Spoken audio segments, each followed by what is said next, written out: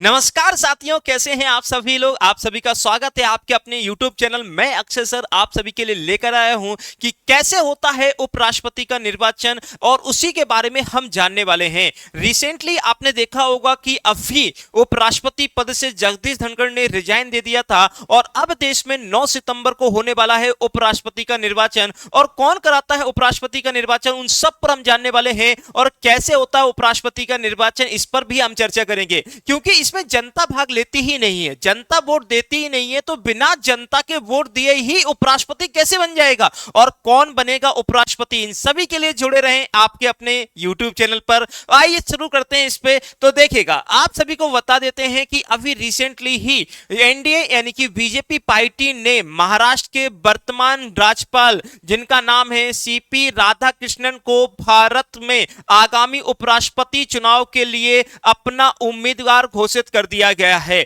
और देखिएगा, सीवी रमन जो है, राधाकृष्णन जी हैं, इनकी अगर बात करते हैं तो ये झारखंड के भी क्या रह चुके हैं, बेटा ध्यान रखिएगा, झारखंड के भी राज्यपाल रह चुके हैं। इनके जीवन में क्या क्या हुआ है, और ये भारत के लगभग लगभग अगर कहा जाए तो ये उपराष्ट्रपति बनेंगे ही, क्योंकि बीजेपी यानी कि एनडीए के पास बहुमत है, और जिस सरकार के पास बहुमत होता है वो सरकार उपराष्ट्रपति या फिर राष्ट्रपति जो होता है उसको बना देता है। चलिए भाई, देखेंगे कैसे होता है आपके उपराष्ट्रपति का इलेक्शन। साथ ही साथ आपको ध्यान रखना है, यहां पे आप सभी को याद रखिएगा कि कब होने वाला है उपराष्ट्रपति का इलेक्शन। तो 9 सितंबर को उपराष्ट्रपति का इलेक्शन होगा। ये देश के 14वें उपराष्ट्रपति, यानी कि हमने बताया है जगदीप धनखड़ ने 21 जुलाई 2025 की रात को अपना रिजाइन दे दिया। इन्होंने कहा कि हमारे स्वास्थ्य कारणों की वजह से मैं अपने पद से रिजाइन देता हूं। और देखेगा, जो इनका मुकाबला होने वाला है राधाकृष्णन जी का, ये मुकाबला किसके साथ होने वाला है, वी सुदर्शन रेड्डी के साथ मुकाबला होने वाला है, जो एक रिटायर्ड जस्टिस हैं, रिटायर्ड सुप्रीम कोर्ट के, ध्यान रखिएगा, रिटायर्ड जस्टिस हैं, यानी कि जज हैं वी सुदर्शन रेड्डी, इनसे मुकाबला होगा। और देखेगा, उपराष्ट्रपति चुनाव के लिए 9 सितंबर को वोटिंग होने वाली है, और इसी दिन ही आपका रिजल्ट आ जाता है। आप देखिएगा, नामांकन यानी कि आज 20 तारीख है और कल 21 तारीख की बात करेंगे, तो कल तक जितने लोगों को भी उपराष्ट्रपति के लिए फॉर्म भरना है वो भर सकते हैं। साथ ही साथ बता देते हैं कि अपना नाम भी अगर वापस लेना चाहें तो 25 अगस्त तक इसमें वापस भी ले सकते हैं। इसके साथ साथ आपको बता देते हैं, सीवी राधाकृष्णन जो लगभग लगभग भारत के उपराष्ट्रपति बनेंगे, उनका बैकग्राउंड जान लेते हैं, कहां पर इनका जन्म हुआ था। 1957 में इनका जन्म तमिलनाडु में हुआ था। और देखेगा, इन्होंने अगर बात करते हैं, ये आरएसएस में शामिल होने से शुरू से ही, बाद में देखिएगा, इन्होंने याद रखेगा 1974 में वे भारतीय जनसंघ की राजकारकारिणी के सदस्य भी बने रहे। इसके अलावा अगर हम बात करते हैं तो बेटा, सीवी राधाकृष्णन की राजनीतिक यात्रा 1974 से शुरू होती है। 1996 में भाजपा तमिलनाडु के ये सचिव बनाए जाते हैं। फिर देखिएगा, ये लोकसभा सांसद भी चुने जाते हैं। इसके बाद 2004 में सीवी राधाकृष्णन ने संयुक्त राष्ट्र महासभा भारत की तरफ से इनको भेजा गया था, और वह ताइवान गए पहले भारतीय संसदीय प्रतिनिधिमंडल का हिस्सा भी रहे हैं। साथ ही में आपको बता देते हैं कि सीवी राधाकृष्णन का, आपको जैसे मैंने बताया कि वर्तमान में ये महाराष्ट्र के क्या है, राज्यपाल हैं, और इनका पूरा का पूरा राजनीतिक कैरियर कैसे क्या रहा है इन सब के लिए। तो बेटा, ये पूरा का पूरा शुरुआती ये आरएसएस के स्वयं सेवक भी रहे हैं। इनका जन्म आपका 1957 में रहा है। इसके अलावा देखेगा, उपराष्ट्रपति का इलेक्शन जो होता है वो कैसे होता है, ये सबसे बड़ा मेन मुद्दा होता है। तो उपराष्ट्रपति का इलेक्शन जो होता है वो एकल संक्रमणीय मत प्रणाली से होता है, और राष्ट्रपति उपराष्ट्रपति के इलेक्शन में थोड़ा सा अंतर होता है। जैसे राष्ट्रपति के इलेक्शन में संसद के सदस्य भाग लेते हैं और विधानसभा के सदस्य भाग लेते हैं, पर उपराष्ट्रपति के इलेक्शन की बात करते हैं तो यहां पर केवल व केवल कौन भाग लेता है, संसद के सदस्य भाग लेते हैं। वर्तमान में क्या स्थिति है, किसके पास कितने सीटें हैं, कौन जीतने की उम्मीद रख रहा है, उस पर भी हम बताने वाले हैं, उस पर भी हम आपको बताने वाले हैं। देखेगा, एनडीए के पास बहुमत से कितने 31 सांसद ज्यादा हैं। अब कहोगे सर, इलेक्शन के पहले ही पता चल गया कि ये जीतने वाले हैं, तो फिर काहे को इलेक्शन करा रहे हो सर। बेटा, इलेक्शन का तो प्रोसेस होगा ना, इलेक्शन तो कराया जाएगा। अब इलेक्शन में क्या होता है, एकल संक्रमणीय मत प्रणाली में होता क्या है कि जो संसद के सदस्य होते हैं, संसद के सदस्य मतलब राज्यसभा के सदस्य और लोकसभा के सदस्य।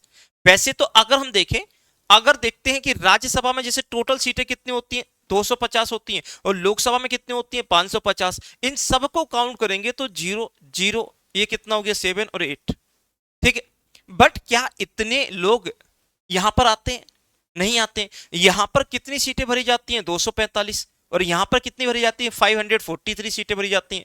अब इसमें से अगर काउंट करते हैं तो बेटा इसमें से काउंट करेंगे तो 788 है, बट वर्तमान में कुछ सीटें क्या है खाली भी हैं, उसको भी हमें देखना पड़ेगा। तो वर्तमान में जिसे हम कहें कि लोकसभा की एक सीट खाली है, तो यानी कि यहां से कितने लोग आएंगे 542 लोग आएंगे, और इसमें कितनी सीटें खाली हैं 5 सीटें खाली हैं, तो यहां से कितने आएंगे 240। यानी कि वर्तमान में कुल सांसद कितने वोट डालने वाले हैं 782, 782 सांसद ही वोट डालेंगे।